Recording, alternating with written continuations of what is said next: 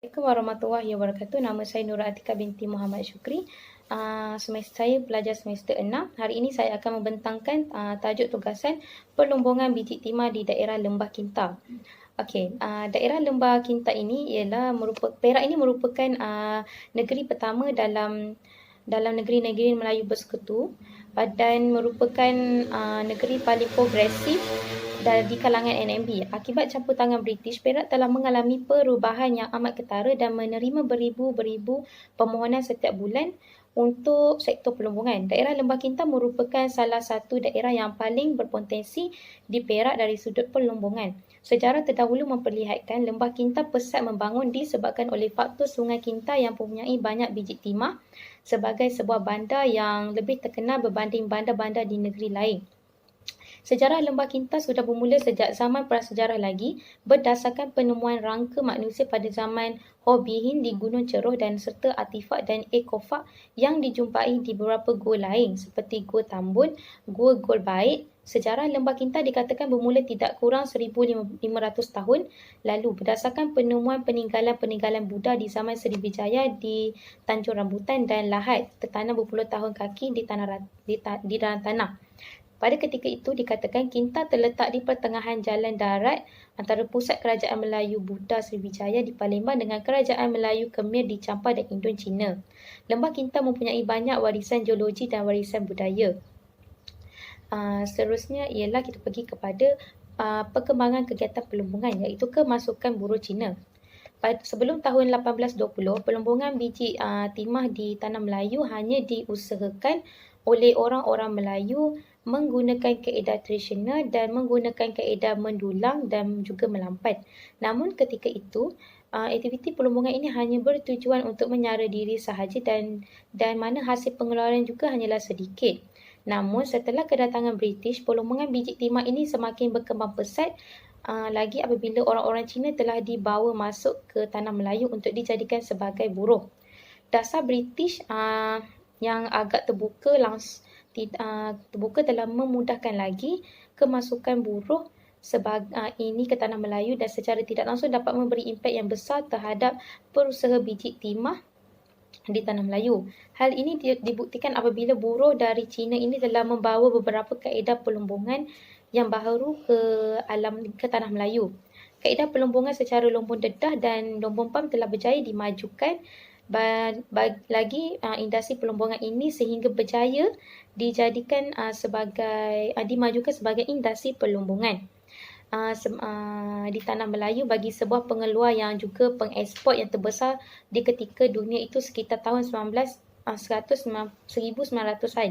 Menginjak tahun 1848, telah banyak lombong biji timah dibuka terutamanya di kawasan daerah Larut. Kemasukan orang-orang Cina ke Tanah Melayu ini amat digalakkan kerana bertujuan menjadikan sebuah buruh dan juga pelabur di Tanah Melayu. Perusahaan biji timah lebih-lebih lagi apabila mereka terpaksa menggunakan modal mereka sendiri jika mereka ingin melakukan tapak perlombongan. Masalah-masalah seperti kekurangan buruh di 19 buah lombong biji timah ini di Kamuntin juga telah berjaya diatasi oleh British dengan mengimport buruh Cina. Okey, seterusnya ialah pengenalan kaedah lombong iaitu kaedah dedah dan pam kerikil. Okey, pada peringkat awal orang-orang Melayu hanya menggunakan aktiviti perlombongan yang bertujuan untuk pengeluaran hasil dan sara diri. Selain itu, orang-orang Melayu juga melakukan aktiviti perlombongan ini menggunakan kaedah tradisional seperti mendulang dan juga melampan. Namun setelah kemasukan buruh dari Cina yang telah dibawa oleh British telah berjaya mengubah aktiviti perlombongan sebagai satu industri ekonomi yang terbesar. Antara kaedah yang diperkenalkan adalah lombong dedah. Lombong dedah merujuk kepada teknik pengelombongan yang mana pengeluaran semua batu dan galian dari bumi. Kaedah lombong dedah ini diperkenalkan oleh pelombong-pelombong Cina di Tanah Melayu pada akhir abad ke-18. Hasil daripada pengenalan kaedah ini telah menyebabkan pelombong-pelombong Cina berjaya menguasai perlombongan biji timah di Tanah Melayu. Seterusnya ialah pengenalan kapal korek. Pengusaha perlombongan Cina terhadap industri perlombongan biji timah di Tanah Melayu bermula apabila bermula berkurang apabila pengusaha Eropah memperkenalkan kaedah baru iaitu kaedah kapal korek. Kaedah kapal korek ini ternyata lebih menguntungkan daripada pengeluaran yang juga dilakukan secara besar-besaran. Kapal korek mula diperkenalkan di Perak pada tahun 1912. Pada tahun 1913, Malayan Think Trading Ltd telah memperkenalkan kapal korek di kawasan timah Lembah Kinta. Menjelang tahun 1920, jumlah kapal korek yang digunakan telah bertambah menjadi 20 dan telah bertambah lagi menjadi 107 pada tahun 1930. Sebuah kapal korek digunakan dalam aktiviti pelombongan di biji timah. Aktiviti pelombongan biji timah ini lebih sesuai dijalankan dengan menggunakan kapal korek disebabkan oleh penggunaannya yang lebih efisien serta mampu mengeluarkan biji timah yang banyak dan juga digunakan di kawasan berpaya. Kos pembinaan ini mencapai sehingga 30 juta untuk pembinaannya. Kapal korek mempunyai satu talian yang pencedok yang berat. Okey, seterusnya ialah penglibatan Lembah Kinta. Ialah cacatan awal sejarah menunjukkan Perak terkenal dengan sumber biji timah yang memberi sumbangan yang besar dalam ekonomi, khususnya ekonomi pada zaman kolonial. Dalam tulisan Ma Huan Cina, dia mencatatkan bahawa pada tahun 1948, biji timah merupakan salah satu bahan ekspor utama di Melaka. Selain itu, cacatan mengenai biji timah semenanjung Tanah Melayu pada abad ke-9 juga berdasarkan cacatan oleh orang Arab. Lembah Kinta meliputi kawasan Tambun, Ampang, Tanjung, Tualang dan sebagainya lagi. Lembah Kinta ini terkenal dengan kegiatan pelombongan biji timah. Batu Gajah pernah menjadi pusat terpenting di daerah ini iaitu pusat pentadbiran semasa era pelombongan biji timah sedang giat berkembang maju. Malahan, Lembah Kinta ini merupakan bandar terpenting Perak selepas Taiping. Pada tahun 1884, pihak Inggeris telah menukar pusat pentadbiran ke Kota Baru ke Batu Gajah. Seterusnya, dengan pembangunan dilakukan oleh pihak British, ini dapat membuktikan bahawa Lembah Kinta mempunyai sumber mineral yang berkualiti yang digunakan sebagai kawasan pelombongan biji timah. Okey, seterusnya ialah penggunaan jalan raya sebagai infrastruktur. Pada era zaman kolonial, British amat berminat untuk mengeksploitasi biji timah yang terdapat di Malaya atau dikenali sebagai Malaysia, terutamanya di kawasan pelombongan utama di Lembah Kinta. Hasil biji timah ini mempunyai permintaan pasaran yang tinggi selain daripada komuniti utama yang diperoleh oleh kilang industri di Great Britain. Oleh itu, para saudagar dan pengusaha lombong biji timah dari Eropah dan China telah menunjukkan minat untuk melombong biji timah serta menarik ramai buruh untuk berhijrah ke Tanah Melayu. Sekitar abad ke-19, perusahaan biji timah di Perak telah berkembang dengan pesat selari dengan penemuan hasil biji timah yang banyak dan seterusnya menjadi penyumbang kepada pembangunan ekonomi era kolonial di Perak. Perkhidmatan kereta api terus merupakan sebahagian daripada perkhidmatan kereta api Lembah Kinta dan perkhidmatan kereta api negeri Perak. Okey, seterusnya ialah kesan pelombongan biji timah di Lembah Kinta Perak ialah kemunculan tenaga elektrik. Sebenarnya Tanjung Melayu elektrik. Lembah Kinta telah berkembang dengan pesat dan merupakan daerah terkaya di semenanjung Tanjung Melayu kerana hasil daripada kegiatan pelombongan biji timahnya. Terdapat pelbagai kesan apabila berlakunya aktiviti pelombongan biji timah di Lembah Kinta Perak. Di antara kesannya adalah kemunculan tenaga elektrik. Penyediaan bekalan elektrik ini dilihat lebih stabil dan sentiasa tersedia bagi kegunaan pengusaha lombong.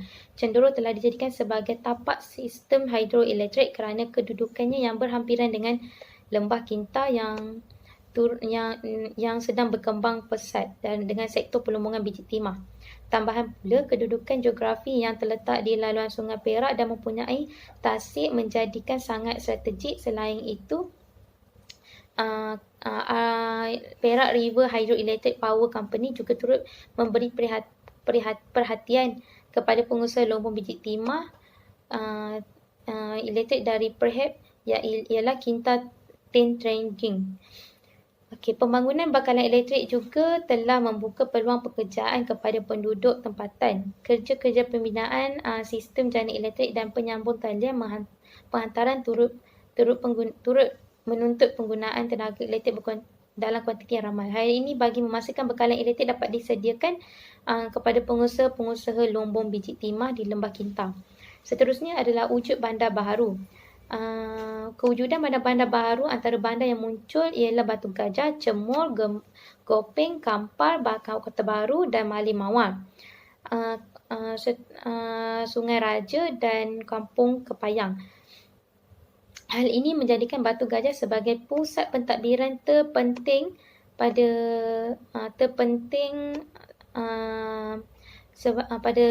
tahun 1984 ketika Inggeris mula mengalihkan pusat pentadbiran dari Kota Baru ke Batu Gajah. Namun lama kelamaan Batu Gajah kian pudar kerana Ipoh semakin berkembang. Ipoh pada awalnya bukan merupakan pusat pelombongan biji timah tetapi hanya sebuah kampung pasar, rumah berbumbung atap dan rumah berkembar. Namun kerana faktor kedudukan yang strategik di Sungai Kintai Ipoh telah berkembang maju hasil daripada aktiviti pelombongan biji timah. Seterusnya ialah terhasilnya pembinaan jalan raya, jalan kereta api. Kesan seterusnya adalah terhasilnya pembinaan kereta api apabila pihak British memperkenalkan kereta api Lembah Kintai iaitu Kintai Tele Railway telah bermula pada tahun 1893. Pada awalnya, perancangan pihak kolonial adalah untuk membangunkan Ipoh Teluk Anson pada tahun 1894. Laluan Ipoh Batu Gajah telah dipersiapkan. Kemudian pada tahun 1845, dua laluan perkhidmatan kereta api Lembah Kintai yang melibatkan laluan Ipoh Teluk Anson dan Ipoh Tanjung Rambutan telah siap sepenuhnya. Tujuan pembinaan jalan raya kereta api ini adalah memudahkan serta mempercepatkan pengeksportasi hasil biji timah dan juga mengimport peralatan dan perkakasan pelombongan selain untuk mendapatkan bekalan tenaga buruh untuk dibawa ke kawasan pelombongan biji timah untuk mendapatkan tenaga-tenaga buruh untuk di kawasan pelombongan biji timah. Perkhidmatan kereta api Ipoh ke Tronoh merupakan sebahagian daripada perkhidmatan kereta api Lembah Kintai dan perkhidmatan kereta api Negeri Perak. Laluan ini merupakan salah satu cabang laluan perkhidmatan kereta api yang berhubung kawasan pelombongan biji timah Lembah Kintai di sektor barat ke pusat pengumpulan hasil biji timah Ipoh sebelum diangkut ke Pelabuhan Teluk Anson. Seterusnya ialah pengenalan kepada undang-undang pelombongan. Okey, kesan seterusnya adalah pengenalan kepada undang-undang yang berkait dengan pelombongan. Enakmen biji mineral negeri ini telah diperkenalkan oleh pertama kalinya di negeri Perak pada tahun 1893 dalam usaha membantras kegiatan penyeludupan biji timah. Kemudian pada tahun 1989 pihak Kerajaan Persekutuan telah memutuskan untuk mengambil langkah menyediakan satu dasar mineral serta perundangan yang lebih moden bagi memperbaiki kedudukan industri biji satu mineral dan perundangan lebih moden bagi memperbaiki kedudukan industri mineral di negara ini. Undang-undang yang dikupas sebelum merdeka lagi menggantikan pelbagai enakmen pelombongan negeri-negeri yang sedia ada. Undang-undang tersebut ialah Akta Pembangunan Mineral 1994 dan Enakmen Mineral Negeri. Akta Pembangunan Mineral 1994 akan dikuatkuasakan oleh Agensi Persekutuan manakala Enakmen Mineral Negeri pula dipertanggungjawabkan ke atas pihak negeri-negeri. Undang-undang ini digubah kerana kesan pengucapan sumbangan industri pelombongan kepada ekonomi negara. Seterusnya adalah masalah daripada perlombongan biji timah di Lembah Kintai ialah masalah kepada pembentukan masyarakat majmuk. Pengembangan ekonomi biji timah di Lembah Kintai, Perak telah membawa kepada kemasukan imigresen Cina dan India secara besar-besaran bagi menampung keperluan pekerja yang ramai dalam aktiviti tersebut. Penghijauan ataupun kemasukan Cina dan India ini telah mewujudkan masyarakat majmuk di Perak sehingga ke hari ini. Pada tahun 1879, populasi kaum India adalah diangkakan sekitar 2,000 orang di kawasan Lembah Kintai. Kaum Cina ini yang banyak di kawasan Lembah Kintai ini merupakan etnik suku kaum Hakka dari komuniti Kang Yeng Chua. Dan namun masyarakat majmuk yang terbentuk ini juga memberi beberapa kesan negatif kerana ia menyebabkan berlakunya konflik perkauman yang tidak dapat dielakkan yang apabila terdapat golongan atau kumpulan manusia yang mempunyai beberapa ciri kesamaan dan budaya dan biologi. Seterusnya ialah wujudnya kawasan penerokaan tanah. Kegiatan pelombongan yang pesat pada abad ke-19 telah mendorong kepada penerokaan tanah untuk memenuhi permintaan biji timah dan yang mendapat permintaan tinggi disebabkan oleh revolusi perindustrian. Pada peringkat awal, pelombongan dijalankan adalah terhad di kawasan yang berhampiran dengan sungai yang besar dan cabang-cabang sahaja. Sungai adalah jalan penghubungan yang membolehkan pelombong-pelombong untuk membawa masuk alat-alat pelombongan serta bekalan makanan. Namun masalah penerokaan tanah ini bagi tunjang pelombongan bijak masih berlaku sehingga ke hari ini, di mana terdapat ramai pihak yang tidak bertanggungjawab telah mengambil kesempatan dengan menerokai tanah dan hutan simpan secara haram. Seterusnya ialah kemasukan pelabur asing dalam sistem ekonomi. Kegiatan pelombongan di biji timah kinta berkembang pesat juga menarik minat pelabur dari China untuk menanam modal dalam kegiatan tersebut. Dapat dilihat bahawa golongan Cina telah menguasai ekonomi di Lembah Kinta bukan sahaja dalam pelombongan, bahkan dalam perhotelan. Hal ini terbukti apabila pada tahun 1911 terdapat beberapa buah hotel di bawah pengurus oleh orang Cina telah dibina di Ipoh. Cina telah mengusahakan lombong biji timah ini bermula akhir abad ke-19. Namun pada tahun 1912, pengusaha biji timah kembali dikuasai oleh Eropah kerana beberapa faktor iaitu mempunyai modal yang besar, penggunaan kapal korek dan sistem kongsi gelap mula diharamkan. Oleh itu jelas bahawa kemasukan pelabur asing ini dapat menguntungkan mereka sahaja. Kesimpulannya, tidak dapat dinafikan bahawa negeri Perak merupakan Lembah Kinta, khususnya Lembah Kinta merupakan antara lokasi pengeluaran biji timah yang utama di dunia. Pengurusan biji timah ini merupakan antara pengusaha yang tertua dan produk ekspor utama tanah Melayu pada zaman sejarah dahulu. Pada awal pengembangan industri pelombongan biji timah di negara Perak ini bermula dari penemuan biji timah Larut Long Jafar ketika tahun abad ke-19 dan juga perjanjian Pangkor yang telah mengubah sejarah moden negeri Perak. Perkembangan pesat pelombongan biji timah ini terjadi di Lembah Kinta, Perak, yang didorong oleh beberapa kaedah iaitu kemasukan imigran, pengeluaran hasil, penggunaan kaedah tradisional dan lain-lain seperti yang dijelaskan sebentar tadi. Namun demikian, perusahaan biji timah di tanah Melayu dikatakan menerima kejatuhan yang sangat teruk tak kala zaman kemelesetan ekonomi pada tahun 1929 ketika sekitar 1929 hingga 1932. Ini menyebabkan industri pelombongan tidak lagi mendapat perhatian atau tarikan sebilangan pengusaha dan syarikat. Pelbagai masalah yang wujud sedikit sebanyak telah meninggalkan kesan yang kekal sehingga ke hari ini, iaitu wujudnya kawasan penerokaan tanah, masyarakat majmuk. Ini menjelaskan Lembah Kinta memainkan peranan penting dalam industri pelombongan. Jelaslah Lembah Kinta memainkan peranan yang penting dalam industri pelombongan biji timah di tanah Melayu. Okey, sekian, terima kasih.